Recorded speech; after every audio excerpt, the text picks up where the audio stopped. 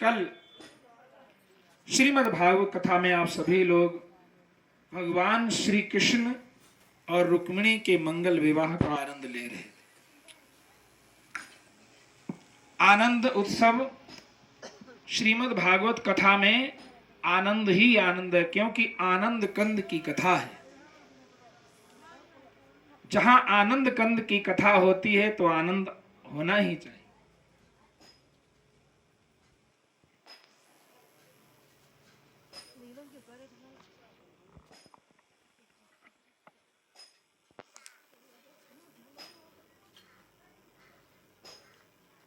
आनंदमयी जब कथा होती तो आनंद कंद से आनंद ही आता है।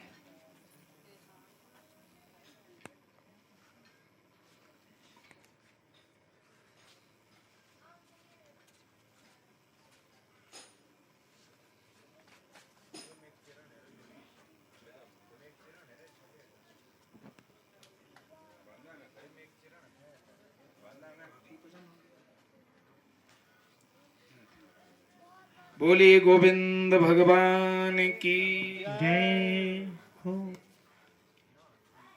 बहुत बहुत सभी माताओं को आशीर्वाद। अपना छोटा बच्चा और ब्यास समझ के सब इतने मन से कथा का श्रवण सुनते हैं, कहने में भी आनंद आता है। थोड़ा कभी सिस्टम साउंड से इधर उधर हो जाता है, लेकिन मन और कथा में लगाव ये एक ही होना चाहिए। देखिए, कल शाम को हम जो कथा श्रवण कर रहे थे वो हमारे बांके बिहारी के विवाह की कथा। हमारे कन्हैया जी का एक विवाह हो गया है माता रुक्मिणी के साथ में, बड़े धूमधाम से हुआ। अब दूसरे जो आगे के भगवान कृष्ण के विवाह हैं 16,108। अब आप गिनती लगाएं और सुनाऊंगा मैं। एक विवाह हो चुका है, 16,107 बाकी है अभी। एक विवाह कैसे हुआ? श्री सुखदेव जी परीक्षित जी से कहते हैं कि एक विवाह रुक्मिणी के साथ हुआ, 16,107 विवाह की अब कथा तुम सुनो। एक समय की बात है। श्री सुखदेव जी कहते हैं एक राजा था सत्राजित नाम का। ये भगवान सूर्य का परम भक्त था और भगवान सूर्य ने इससे प्रसन्न होकर के, इसकी पूजा से प्रसन्न होकर के भगवान सूर्य ने एक इसको मणि दी प्रकट होकर के। उस मणि का नाम था श्यमंतक मणि। 3 भार सोना नित्य प्रतिदिन प्रदान करने वाली ये मणि थी। इस मणि का प्रकाश इतना तेज था कि इसको लेकर के सत्राजित स्वयं ऐसा लगता था कि स्वयं ही सूर्य के समान हो गया है। और जिस समय सत्राजित ये द्वारिका में ही था, अपने क्षेत्र का राजा, द्वारिका में जिस समय आया, द्वारिका में प्रवेश किया, भगवान श्री कृष्ण और उनके सभी मंत्रियों ने देखा कि आज द्वारिका में बहुत प्रकाश हो रहा है। शाम के समय में ऐसा लगता है कि शाम के समय में दोबारा सूर्य वापस आ रहे हैं, ऐसा लग रहा था, इतना प्रकाश। अक्रूर जी ने कहा कि द्वारकाधीश, हमें तो लगता है सूर्य आज फिर से वापस हो रहे हैं। किसी ने कहा नहीं, आज सूर्य पश्चिम से उदय होगा। तो किसी ने कहा हमें लगता है सूर्य स्वयं प्रकट होकर के द्वारिका में पधारे। भगवान कृष्ण ने कहा सूर्य नहीं है, ये सत्राजित है, जिसने भगवान सूर्य की तपस्या करके श्यमंतक मणि प्राप्त की है। बोले अच्छा, हाँ, तो इसे कहा जाए कि इतनी बहुमूल्य चीज जो होती है वो तो राजा के पास होनी चाहिए। कृष्ण भगवान ने इसके गुण बताए तो अक्रूर जी ने कहा कि इस मणि को राजा के समीप होना चाहिए। राजा के जब पास होगी तो ये राजकोष में सहयोग होगा। 3 भार सोना देती है ना प्रतिदिन। अक्रूर जी ने जाकर के सत्राजित से कहा, तो सत्राजित ने सीधे मना कर दिया, सीधा मना कर दिया। कहा नहीं, ये तो सूर्य भगवान ने हमें प्रकट होकर के अपनी स्वेच्छा से प्रदान की है। मैं इस मणि को अपने ही परिवार में लगाऊंगा, मैं इसकी पूजा करूंगा। अक्रूर जी ने आकर के सत्राजित की शिकायत कृष्ण भगवान से की। कृष्ण भगवान ने कहा, देखो, किसी की मर्जी से कोई वस्तु ले सकते हैं, उसने व्यक्तिगत तरीके से प्राप्त की है। ये कोई सरकारी कोष में तो आई नहीं थी, व्यक्तिगत तरीके से उसको मिली है, तो हम जबरदस्ती नहीं ले सकते। अगर वह स्वेच्छा से दे देता है तो ठीक है, राजकोष में आ जाएगी। उस मणि को सत्राजित ने भगवान सूर्य के मंदिर में स्थापित कर दिया, अपने ही घर में। जो सूर्य भगवान का मंदिर था उसमें स्थापित करके उसकी नित्य पूजा पाठ करने लगा। इधर एक बार भगवान कृष्ण और माता रुक्मिणी छत के ऊपर टहल रहे थे, छत के ऊपर टहल रहे थे। महीना था भादों का, भादों का महीना था, शुक्ल पक्ष चतुर्थी तिथि थी। छत के ऊपर टहलते हुए भगवान कृष्ण की नजर चंद्रमा के ऊपर पहुंची। जिस समय चंद्रमा को देखा भगवान कृष्ण ने, तो ये चौथ का चंद्रमा, आज चौथी है, चौथ में चंद्रमा तो बहुत हल्का होता है, लेकिन इसका प्रकाश देखो रुक्मिणी, प्रकाश तो ऐसा लगता है कि पूर्णिमा का चंद्रमा हो, शरद पूर्णिमा का चंद्रमा हो। रुक्मिणी ने कहा, हाँ स्वामी, बात तो ठीक है, लेकिन इस चंद्रमा में विशेषता क्या है, चमकता क्यों है? बोले, चमकता इसलिए है कि तुम्हें क्या बताऊं, मेरी नजर तो धोखे में पड़ी, दिखाया तुमको मैंने इसलिए कि इस चंद्रमा में आज के दिन दोष है। भादों की शुक्ल पक्ष चतुर्थी का जो चंद्रमा देखता है उसको कलंक लगता है। रुक्मिणी मैया ने कहा, पहले तो आपने खुद देखा और मुझे भी दिखाया, ऐसा क्यों किया? बोले, इसलिए इसका महत्व समझ लो, ये क्यों है, ऐसा क्यों होता है। भादों की शुक्ल पक्ष चतुर्थी का चंद्रमा क्यों नहीं देखना चाहिए? भगवान कृष्ण से रुक्मिणी मैया ने कहा, क्यों नहीं देखना चाहिए स्वामी, और इसको कलंक कैसे लग गया? तो भगवान कृष्ण ने एक पौराणिक कथा सुनाई। ये बात उस समय की है। महाराज, गौतम की धर्म पत्नी जिनका नाम है अहिल्या, बहुत सुंदर थी। इतनी सुंदर थी, सतीत्व के बल पर पूरे संसार में जितनी भी सुंदरियां स्त्री थी, उनसे सबसे अग्रणी सुंदर थी। उनकी सुंदरता को एक दिन निकलते हुए देवराज इंद्र ने देखा, तो सुंदरता को देख करके देवराज इंद्र मोहित हो गए, मोहित हो गए और मन में विचार किया कि ये जो गौतम की पत्नी अहिल्या है, ये तो किसी अप्सरा से कम नहीं है। इसको तो यहाँ पृथ्वी लोक में और इन संत महात्माओं के पास क्यों होना चाहिए? अरे हम जैसे देवताओं के राजा इंद्र के पास होना चाहिए था। चलो कोई बात नहीं, इसके पास है तो ठीक है, लेकिन इतनी सुंदरता को देख करके इंद्र के मन में पाप उत्पन्न हो गया। इंद्र ने विचार किया कि मैं इस अहिल्या के साथ में छल कर लूं, तब भी तो मेरा मन भर सकता है। अब कहते हैं ना, ऊंच निवास नीचे कर तोते, ऊंच निवास नीचे कर तोते, ऊंच निवास देखी न सकाई पराई विभूति, देखी न सकाई पराई विभूति, ऊंच निवास नीच कर तोते, ऊंच निवास नीच कर तोते।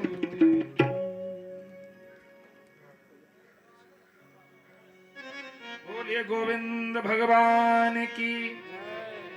आज कुछ गर्मी है कि मुझे लगी रही है हल्की। ऊंचे स्थान पर बैठने से,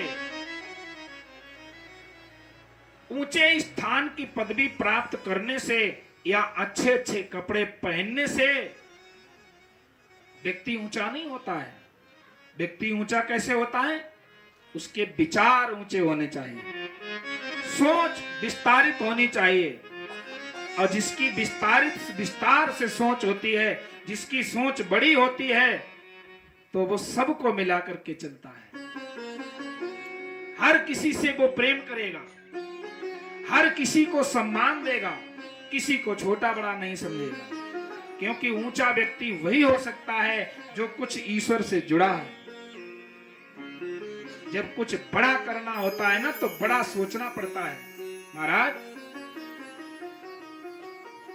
बड़े बनने के लिए बड़ी सोच बहुत आवश्यक है। सोच इंद्र की इतनी छोटी, एक मनुष्य जाति से भी छोटी। अब पदवी कहां है? देवराज इंद्र, इंद्र की पदवी पुरंदर है, और सोच इतनी छोटी। जाकर के चंद्रमा को साथ में लिया। चंद्रमा को साथ में लिया। चंद्रमा से कहा, देखो मैं गौतम की पत्नी अहिल्या के साथ में छल करना चाहता हूं, मेरा सहयोग करो। चंद्रमा ने कहा, मैं कौन सा सहयोग करता हूं, या मैं कौन सा सहयोग कर सकता हूं? आपको करना है तो अकेले जाकर के करो ना। बोले ऐसे नहीं, गौतम ऋषि कोई साधारण ऋषि नहीं है। गौतम ऋषि नित्य किया कर्म जो करते हैं, उससे वो साधना संपन्न है। उनका तेज बड़ा विचित्र है। तो उनके लिए कोई साधारण योजना भी नहीं बनानी पड़ेगी, बड़ी योजना होगी। क्या करोगे? बोले चंद्रमा, तुम जाकर के रात्रि के ठीक अर्धरात्रि में दूसरे तीसरे पैर में जाकर के बांग लगा देना। जब मुर्गा बन करके बांग लगाओगे ना, तो उस समय गौतम ऋषि चले जाएंगे और इसी बीच में हम अपना काम पूरा कर लेंगे। गौतम ऋषि का सदा से नियम था, नहाते थे गंगा सवेरे सवेरे। गौतम ऋषि का सदा से नियम था, नहाते थे गंगा सवेरे सवेरे। गौतम ऋषि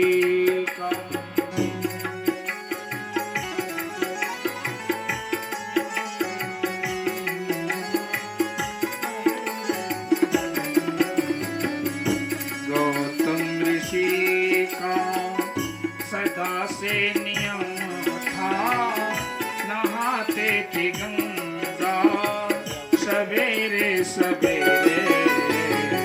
गौतम ऋषि का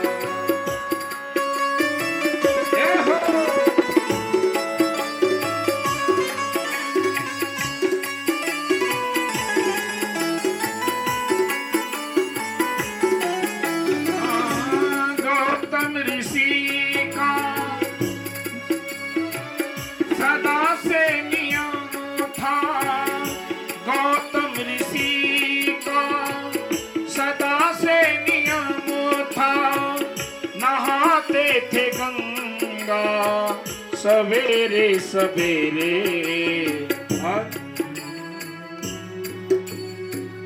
सदा के नियम में यही काम करते, सदा के नियम काम करते, नहाते थे गंगा सवेरे सवेरे। गौतम ऋषि का सदा से नियम था, नहाते थे गंगा सवेरे सवेरे। नहाते थे गंगा सुबह सुबह गंगा नहाने जाते थे ब्रह्म मुहूर्त में।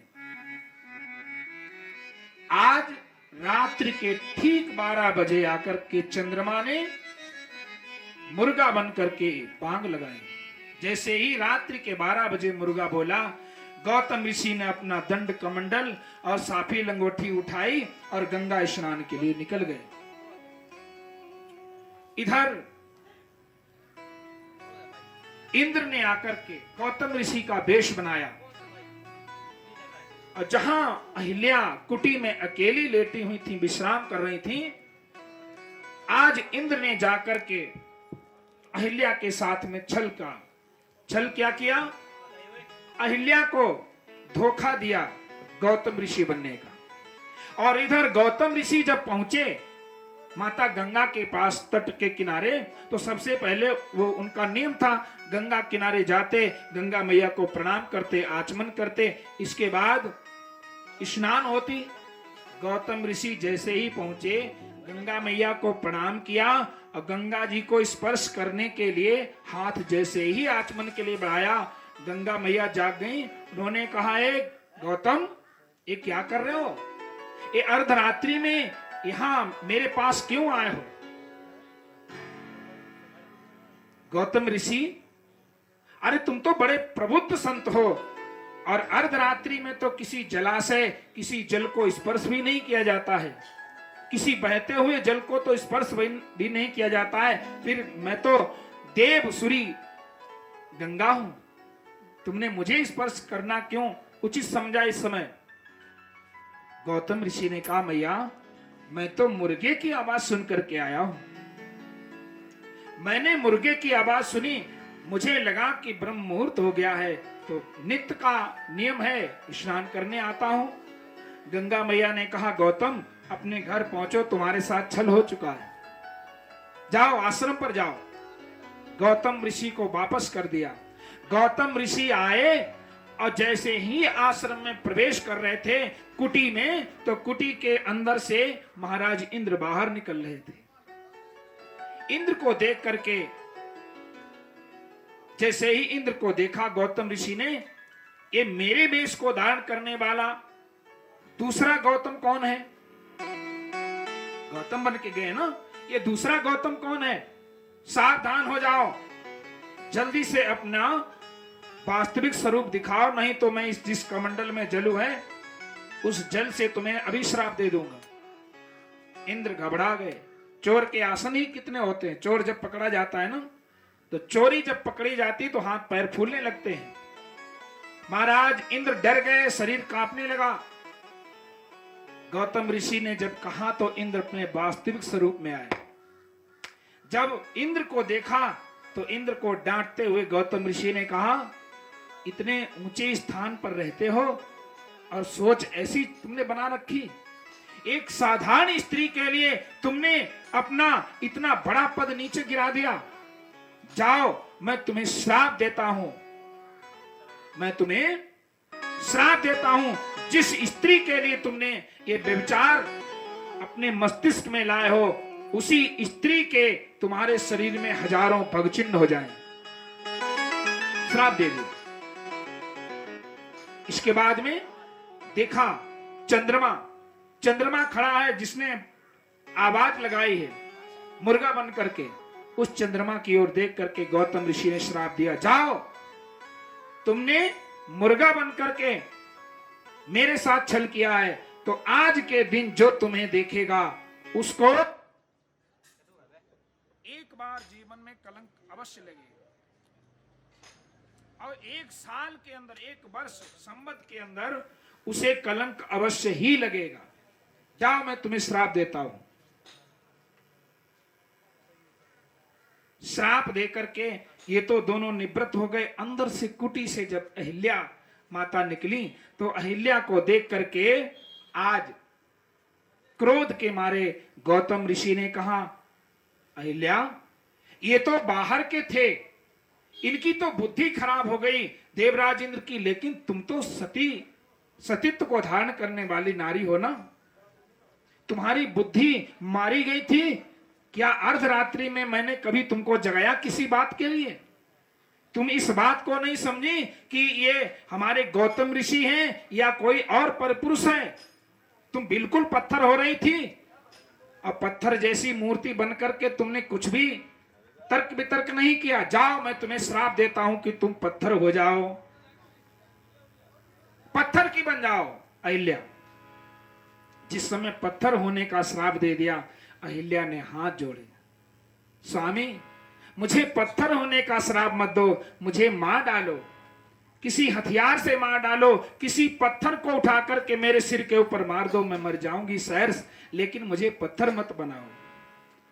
बन गई अब पत्थर को मैं चट्टान हो दुख सहने लगी, अब प्राणपति प्राणेश से प्राणेश्वरी कहने लगी कि मारते पत्थर मैं तैयार थी मर जाने को, मारते पत्थर मैं तैयार थी मर जाने को, हाय पत्थर बना डाला ठोकरे खाने को, हाय पत्थर बना डाला ठोकरे खाने को, हाय पत्थर बना डाला ठोकरे खाने।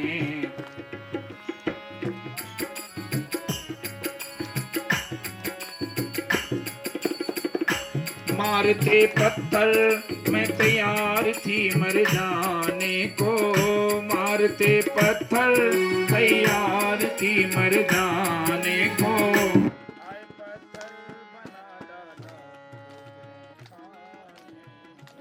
हाय पत्थर बना डाला ठोकरे खाने। पाप करने वाला पापी न हो पाया पत्थर, जिसने पाप किया उसको तो आपने पत्थर बनाया नहीं। पाप करने वाला पापी न हो पाया पत्थर, पाप जिसने किया उसको न बनाया पत्थर। अब तो बेजान हूं मैं, कहाँ इंसान हूं मैं, अब तो बेजान हूं मैं, कहाँ इंसान हूं मैं। पथ में पड़ी चट्टान हूं मैं, अब तरसती हूं प्रभु, अब तरसती हूं प्रभु, पत्थर से मुक्ति पाने को, हाय पत्थर बना डाला ठोकरे खाने को। बोले गोविंद भगवान की। अहिल्या को पत्थर होने का श्राप लगा। चंद्रमा को गौतम ऋषि ने श्राप दिया। उस दिन वह भादव की शुक्ल पक्ष चतुर्थी का ही चंद्रमा था। उसी दिन से जो कोई चंद्रमा को देखता है उसे 1 वर्ष के पर्यंत कलंक अवश्य लगता है। भादव की शुक्ल पक्ष चतुर्थी का चंद्रमा नहीं देखना चाहिए। बड़ी बूढ़ी माताएं लोग बताती होंगी ना, बताती हैं, हाँ, नहीं देखना चाहिए, कलंक लगता है। उसी दिन का चंद्रमा कलंकी चंद्रमा बोला जाता है। अगर धोखे से नजर पहुंच भी जाए तो श्री गणेश जी का पूजन करें और इस चंद्रमा की कथा सुने जो भगवान श्री कृष्ण ने माता रुक्मिणी को सुनाई। इस प्रसंग को श्रीमद् भागवत कथा में अवश्य पढ़ें। अब ये चरित्र श्री कृष्ण भगवान रुक्मिणी मैया को समझा रहे थे। इसके बाद में घटना जो हुई वो घटना ये थी कि जो